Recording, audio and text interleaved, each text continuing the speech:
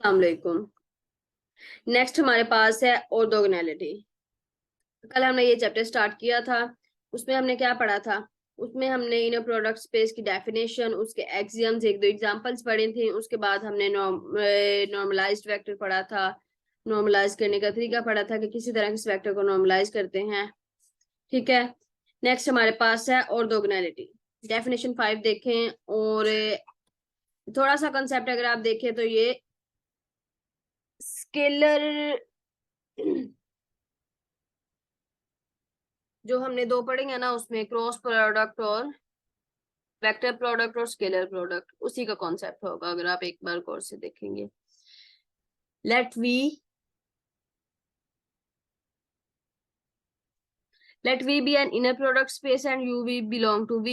By the Cauchy-Schwarz inequality we have Cauchy-Schwarz inequality से लिया तो ये क्या आ गया? अगर इनको डिवाइड किया है तो ये चीज इधर जाके डिवाइड हो गई है, तो ये always less than equal to 1 आएगा।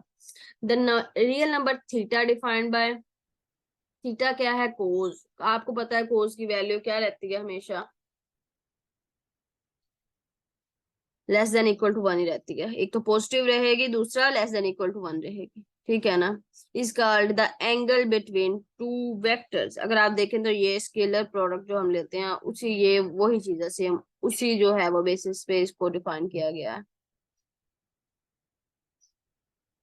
तो ये जो है, हम अगर हमें दो वेक्टर्स गिवन हो, हमें कहा जाए कि इनका जो है आपने क्या लेना है? आपने इनका लेना है एंगल फाइंड करें। तो इस फॉर्मूले के जरिए हम जो है वो उसका एंगल फाइंड करेंगे। The vectors u and v are said to be orthogonal if and only if। orthogonal कब होंगे? आपको पता है जब 90 के एंगल पे इंटरसेक्ट करें, ये चीज तो आपको पता है। ठीक है। जब 90 के एंगल पे इंटरसेक्ट करेंगे तो orthogonal होंगे। और एंगल हमने जो है वो 90 पुट किया, तो ये हमारे पास cos 90 आपको पता है 0 होता है। 0 हो गया तो ये क्या हो गया? u and v are orthogonal if and only if। अगर उनका इनर प्रोडक्ट किसी भी दो वेक्टर्स का 0 है, तो हम कह सकते हैं ये वेक्टर्स जो हैं वो ऑर्थोगोनल हैं दोनों। If u is orthogonal to v then we write. अगर u जो है वो v के ऑर्थोगोनल है तो हम इस तरह लिखते हैं v is orthogonal to u। इस तरह हम इसको पढ़ते हैं। The relation of being orthogonal between vectors is clearly symmetric. आपको पता है ऑर्थोगोनल होने का जो है वो सिमेट्रिक है। क्या है?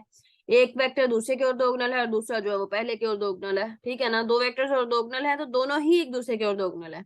ये नहीं है कि यू वी के ऑर्थोगोनल है और वी जो है वो यू के ऑर्थोगोनल नहीं है, ऐसा नहीं हो सकता। ठीक है। तो ये इन्होंने कहा if u is orthogonal to v then v is orthogonal to u. ये क्या है? ये सिमेट्रिक प्रॉपर्टी है। The vector zero is orthogonal to every vector. Zero जो है आपको पता है इसकी आर्बिट्रेरी डायरेक्शन होती है और ये हर वेक्टर के ऑर्थोगोनल होता है, क्योंकि इसका किसी भी साथ आप ले लें इनर प्रोडक्ट, वो जीरो ही आएगा। Conversely if u is orthogonal to every v belong to V. अगर u जो है वो v के हर वेक्टर के ऑर्थोगोनल है तो हम लिखेंगे u into v inner product of u v is equal to 0 for all v belong to v। And in particular u जो है वो भी 0 आएगा और इसका नॉर्म भी 0 आएगा, क्योंकि u जो है इधर इन्होंने कह दिया बजाते खुद, इधर से प्रूव हो गया कि वो 0 है। ठीक है। बात सिर्फ इधर यही है कि 0 वेक्टर हर वेक्टर के ऑर्थोगोनल होता है।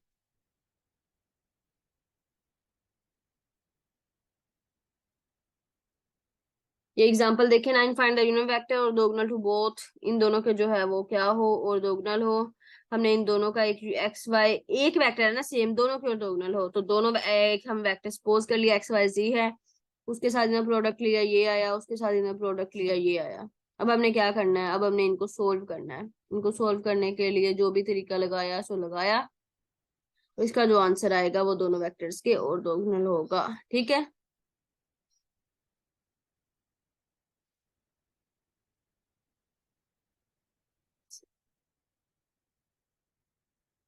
डेफिनेशन 6 देखें। ये चैप्टर शुरू करने से पहले हमने पढ़ा था ये टॉपिक्स जो हैं ये हमारे पास किसके टॉपिक हैं? Linear algebra. और लीनियर अलजेब्रा में अगर हम स्पेसिफिकली जाएं तो हम कहेंगे ये फंक्शनल एनालिसिस के टॉपिक है। तो ये टॉपिक्स जो हैं एक बुक भी मैं आपको सजेस्ट करती हूँ, इंशाल्लाह वो हम कवर तो करेंगे, लेकिन वो बुक है जेड आर भट्टी साहिब की बुक है। फंक्शनल एनालिसिस की बहुत अच्छी बुक है, ये सारी चीजें उसमें बहुत डिटेल से एक्सप्लेन की गई हैं। ठीक है, नेक्स्ट हमारे पास है orthogonal complement. Let W be the subset of an inner product space V over R. The orthogonal complement of W, denoted by this and read as W perpendicular, consists of those vectors in V which are orthogonal to every vector.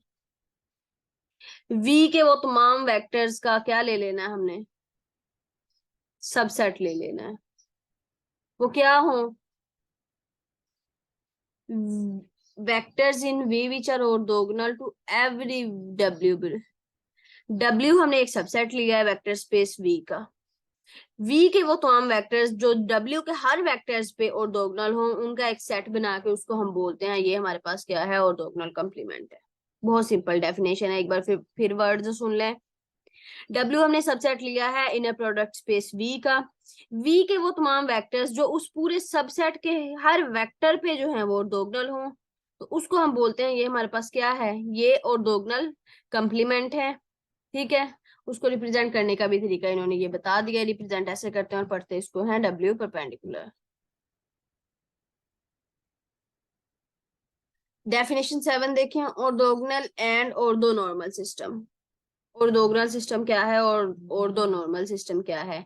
A set S of vectors in an inner product space V over R is said to be orthogonal system if its distinct vectors are orthogonal।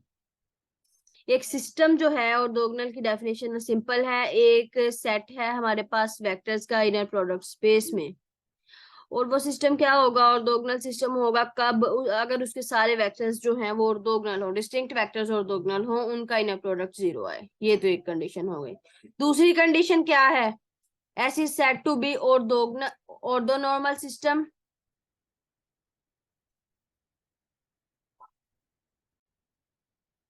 ये तो हो गया हमारे पास orthogonal system का। अगर हमने दूसरा system लिया है, S is said to be an orthonormal system. Orthonormal system अगर हमने लिया है, तो हम यहाँ पे क्या डिफाइन करते हैं, आई थिंक ये, अगर मैं गलत नहीं हूँ तो ये कॉर्डिनेट डेल्टा है हमारे पास। ठीक है ना, उसमें क्या होता है, अगर दो वेक्टर्स सेम आ गए तो उसका आंसर 1 आएगा, अगर दो वेक्टर्स डिफरेंट आ गए तो उसका आंसर हमारे पास आएगा 0। ठीक है, सेम आ गए तो 1, डिस्टिंक्ट आ गए तो 0 आंसर आएगा। ठीक है, तो ये किसकी डेफिनेशन है, ऑर्थोनॉर्मल सिस्टम की। किसी भी सिस्टम को चेक करने के लिए हम यही कंडीशन लगाएंगे। ये आपको पता है, ये E1 E2 जो स्टैंडर्ड बेसिस होती है R3 की।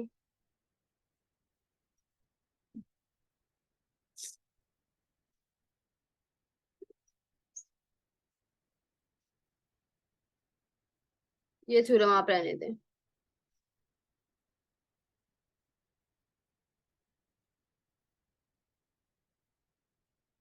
तो पढ़ लेते हैं एक बार। Every orthonormal system is linearly independent.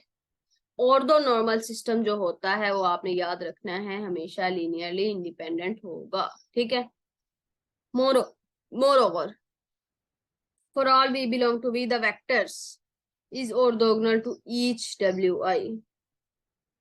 ये जो ऑर्थोनॉर्मल सिस्टम का हर W है ना, उसके लिए हम क्या करेंगे, एक वेक्टर W लेते हैं, V माइनस V के ऑल वेक्टर्स के लिए माइनस समेशन ऑफ उनका सम करके उनका इनर प्रोडक्ट लेके माइनस करते हैं, तो क्या आएगा, W आएगा। और इसको हमने कह दिया वो किसके होगा, हर U के वो क्या होगा, वो ऑर्थोगोनल होगा। मेन चीज इसमें ये याद रखनी है, हर ऑर्थोनॉर्मल सिस्टम जो है वो लीनियरली इंडिपेंडेंट होता है। ठीक है,